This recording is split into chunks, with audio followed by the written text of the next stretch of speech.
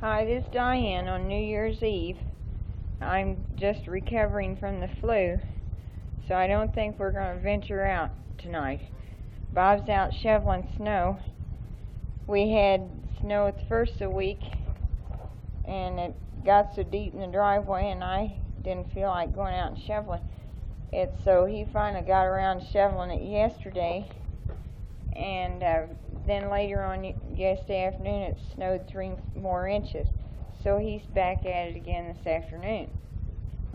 We have that riding mower that has a snow shovel with it, but he doesn't have chains for the riding mower, so he can't use it. He got stuck out in the street with it one time trying it out. We pre-taped some of our house wreckers conversations, and it's probably already begun, so I'll quit. Say hi there. No, you got speaking. It won't say anything to you. Say something. Say something to it. Which one?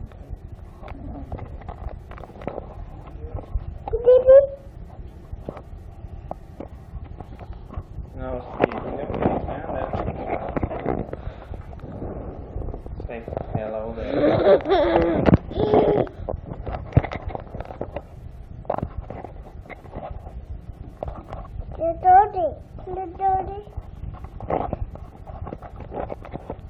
What? What is it? Dirty, Mama. Are you dirty? Dirty. What's dirty? Are you dirty? No, dirty. Are you sure? No, dirty. Is Julie dirty? No, dirty, no. Julie's not dirty? You sure? No, dirty, dirty. Julie's not dirty. Okay. Did you let the doggy in? Did you? Where is the dog? Cocky. Where's the doggy? Cocky's in there. Where?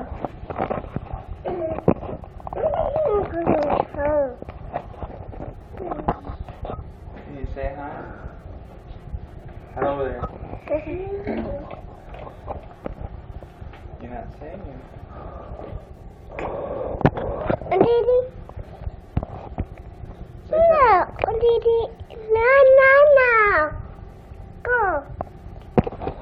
No. She wants to talk to Cat you. Dina.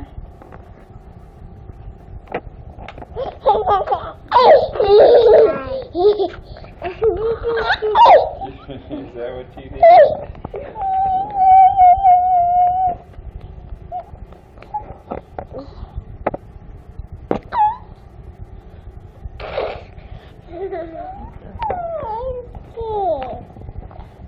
Hi, Window. Julie, can you tell him bye-bye? You're going to go take a bath? Tell him bye-bye. Daddy. What? You gonna take a bath? Julie, you going to take a bath? You gonna take a bath? You going to go bye-bye? Say bye-bye. Bye-bye. What's that, Dina? Say it again. What is it? Bye-bye. Your turn, Julie. Bye-bye. Bye-bye. Bye-bye. Bye-bye.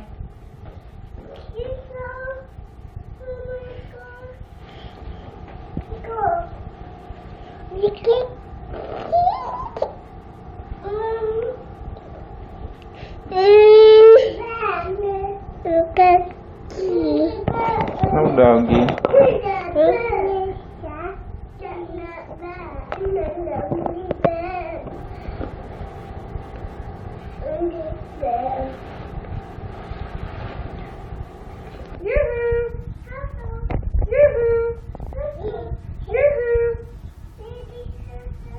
Julie can't yoo-hoo.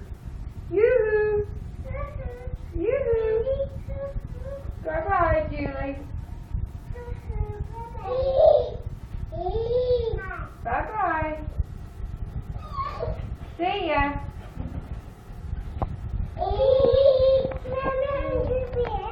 Thank you.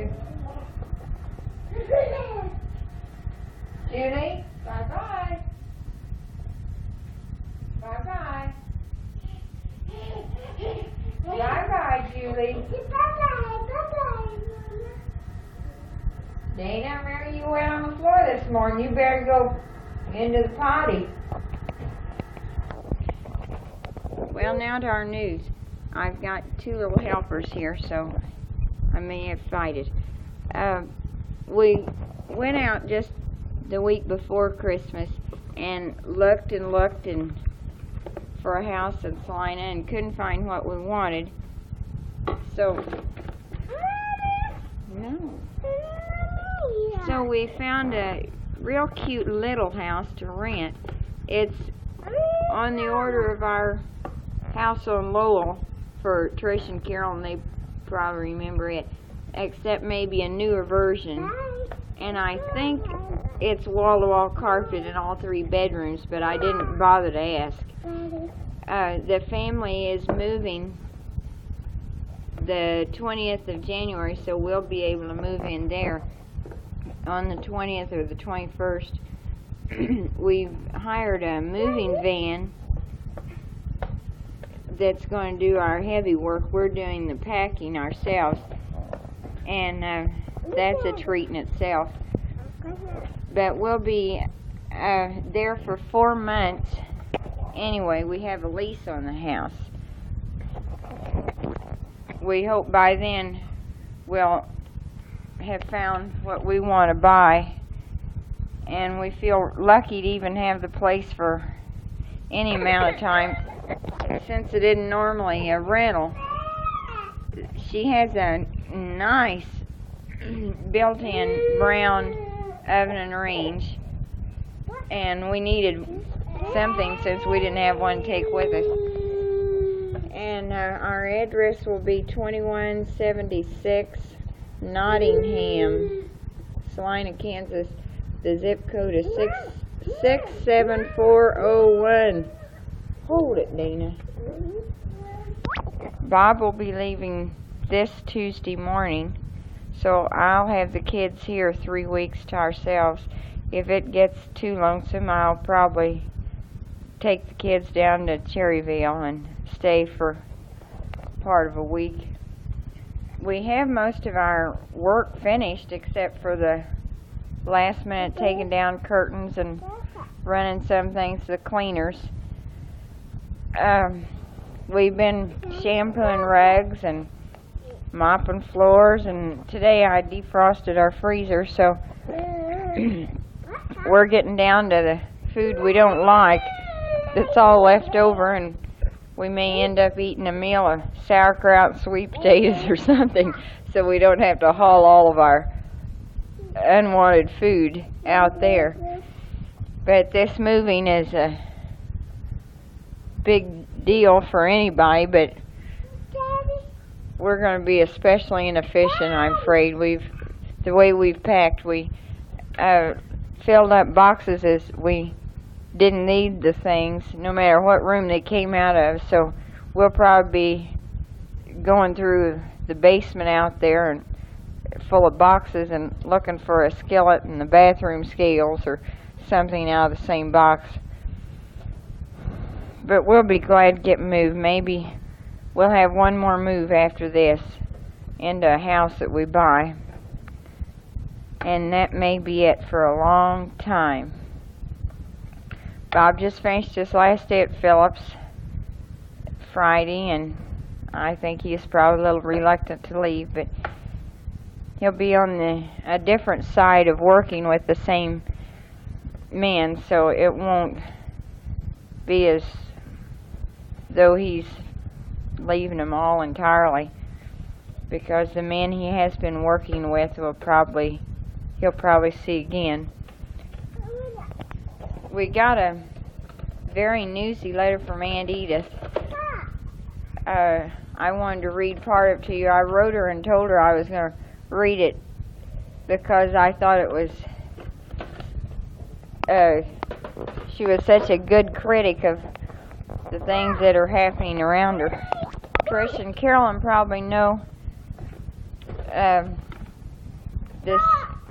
these same happenings, but probably have a different view. But to say Aunt Edith is a critic is an understatement. She observes and never fails to give her opinion of anything she sees. So here's parts of her letter that y'all might be interested in. Well, we really had much going on in Emporia, a lot of festivities. Saturday, December the 23rd, Esther and Fran invited 180 people. 160 came to Country Club, cocktails, drinks, buffet. Some party, a lot of liquor consumed. Of course, Ann and her John Chandler of Holton stood in reception line, and John Welch and his Diana. She's an Indian from India, and do believe he'll marry her. She's tiny and dresses horribly. Her skin is white, and wears long stringy hair parted in middle, and a good part of her face covered with hair hanging over it. She's wild about him. Is well educated in school in England 7 years, then Wellesley College and MA from a school in Boston. She works for New York Board of Education in Brooklyn, but lives in Manhattan, tiny apartment. She furnishes and pays $200 a month. John seems to spend most of his off hours with her. She cooks a lot for him, she told me. I can also see that Aunt Edith would quiz her quite a bit too. She seems to have him entirely under her thumb, very devoted. As for me, I'm not for any foreign-born mixture of marriage, but of course if they marry, Esther will pretend it's fine. The two of them flew to Denver today to a hotel, and he's going to look-see Friday and Saturday at 2 hospitals for future in Denver. Might practice. Never an East, he says.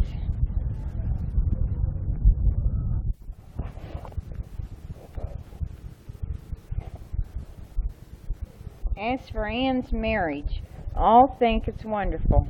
I think she's fortunate too. She said to me after wedding, this time it's going to stick. She only met him 1st of November, engaged by end of November. He's 11 years her senior at least, has 4 daughters, 2 have jobs, 1 a junior at KU, 1 is 10 years old in January, so Ann will be Leslie's stepmother. A nice little girl. All daughters accepted Ann fine. He'd given Ann a pretty diamond solitaire, almost a 3/4 carat. Was told each girl gets $2,500 a year from a trust fund, their mother's share from their grandparents. John Chandler's been married twice before Ann. Second wife died last year. No children from second marriage. He owns and operates 2 newspapers, has a comfortable 3-bedroom, 2-bath, air-conditioned house. What a rush and ardent devotion he gave Ann. No young man ever rushed a girl or showered so much attention to any girl as he did her. He's head over heels in love with her, and she says he's the most wonderful man she ever knew. She had some lovely clothes from Wolf's in Kansas City. Married in a gorgeous 3-piece pinkish red silk suit and a little gold hat. Shoes dyed to match suit. She looked lovely. 11 a.m. marriage, December 26th at the Congregational Church.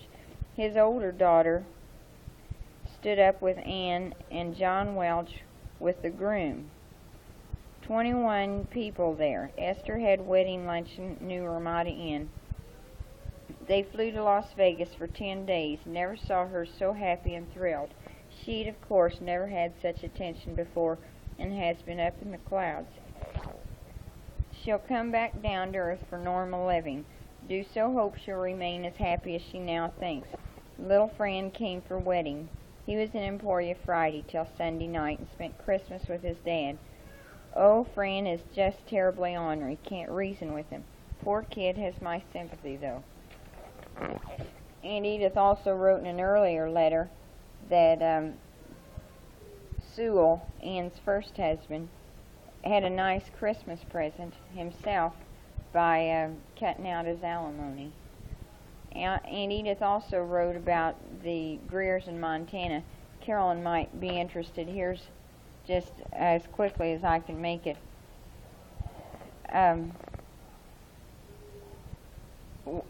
They had a rough trip, snowed in 2 nights in Pueblo, Colorado, and traveled a lot on icy roads. Left Shattuck Monday noon, 2 weeks before Christmas, and arrived there that Saturday p.m. Mildred said over telephone to Esther never again would she drive it in winter. I'd be petrified. Their furniture didn't arrive till Wednesday following. They had to store much of it.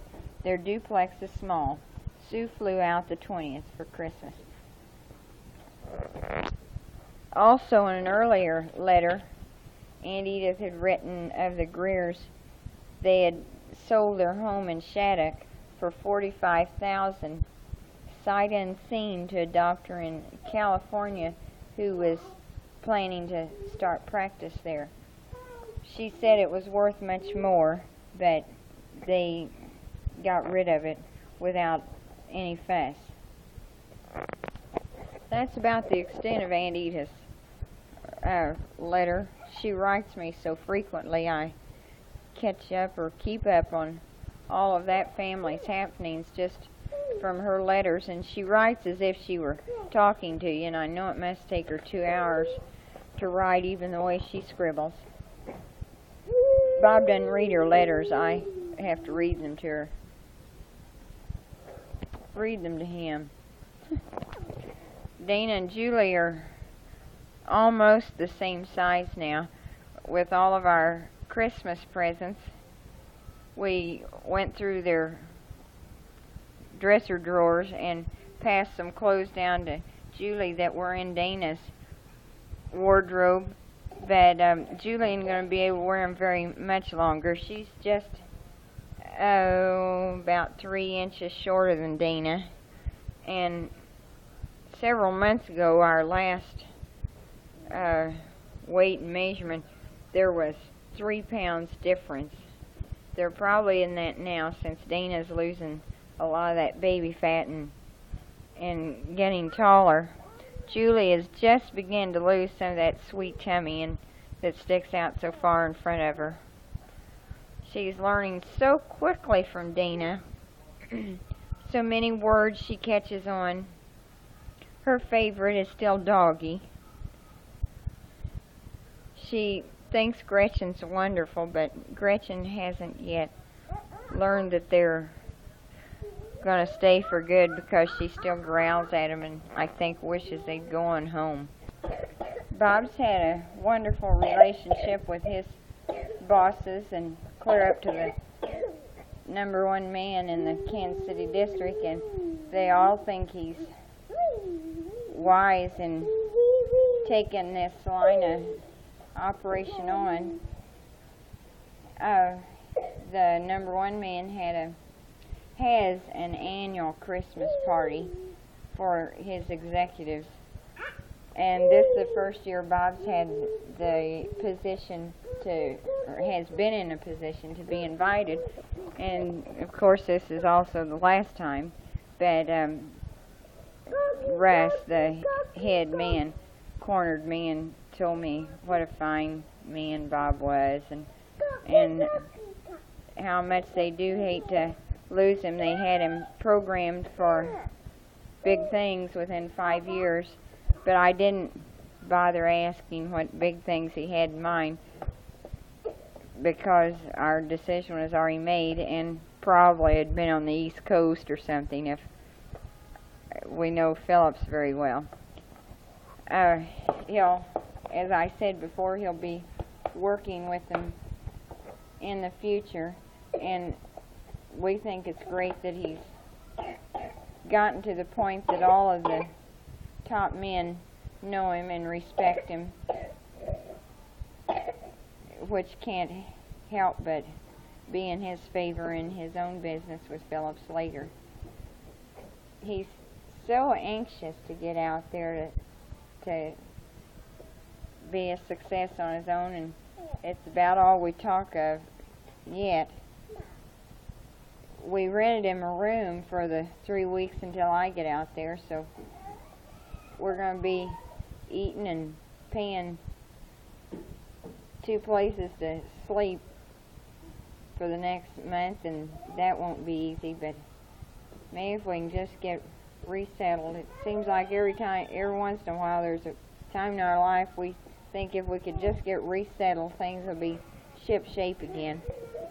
But maybe this is going to be our last time at all this moving around. Diane's trying to interrupt me here at the American Football League football game's on to finish this tape, so I'll try to say a few fast words. We kind of feel like the ranks of the unemployed at the present time. However, Diane had to call me the last time Friday while I was permanently employed, so she really knew what the feeling was all about, I guess. I'm going out to Salina Tuesday morning early, so I can be out there for opening of business hours Tuesday, and get everything set up. We took inventory a week ago on most of our stuff, so that we had it set up. Anything coming in or going out would be recorded as such. The big problem is going to be when we come to pricing this inventory out, which it always takes a long time. But I figure with Diane not moving out there for a week or two, I'll have plenty of time in the evenings to do nothing probably but price it out and get everything squared away. I don't know whether we mentioned or not about the aspects of the jobbership. At the present time, it's doing about 3 million gallons, which I know to you people probably doesn't mean too much. However, our rolling stock consists of one 3-ton international tractor with a 6,000-gallon tank trailer on behind. We have one straight unit tank wagon truck, 65 Nash Rambler for a sales vehicle, and a 3/4 ton pickup for a delivery truck. We have 7 service stations in Salina, plus the fact we'll be building a new one on Interstate 70 right out by Headville, which is 6 miles west of Salina, this spring. Like Diane said, we are very anxious to get this show on the road, so to speak. I know she's going to have a difficult time up here for 2 weeks and a half with these girls by herself every night, because right now I got 2 of them on the chair crawling all over and just about to get to the tape recorder, and I wouldn't doubt they do before I finish. I don't know about the house we rented out there. I left that completely up to Diane. She and I went to Salina a week or 2 ago and left the girls at Mother's house, and I put her on nothing but house hunting so we could get the inventory straightened out. So I was quite relieved that she had the entire aspect of renting a house, which I'm sure she found not to do enjoyable after so long a time. After 2 days of looking, she was coming back to the warehouse with a very disgruntled look on her face, and finally, at the end of the second day, she decided it'd be best just to rent a house, which we had tentatively planned to do anyway if we couldn't find exactly what we wanted to buy. We are looking forward to coming down to the Hemisphere next year. However, we haven't definitely set up plans on what dates we will make it. It depends a lot on when my partner will be off. However, we do have time set up in our contract to take 4 vacations, so that we'll be able to take such trips. The main thing we're going to have to get used to, I'm sure, is the wind velocity, which blows in western Kansas. It took us about a year to get used to it in Hutchinson, so I'm sure that we're going to be used to it after a certain amount of time. I just finished scooping snow yesterday, which it snowed about a week ago, and last night it snowed again and drifted over, so consequently I had to scoop again today. Maybe when we get out a little further west it'll just blow off and eliminate this scooping, I don't know. I just finished watching the NFL game, and as Diane just mentioned, I cursed right loudly when Green Bay scored their touchdown there with about 20 seconds left. I would much rather see anybody win than Green Bay.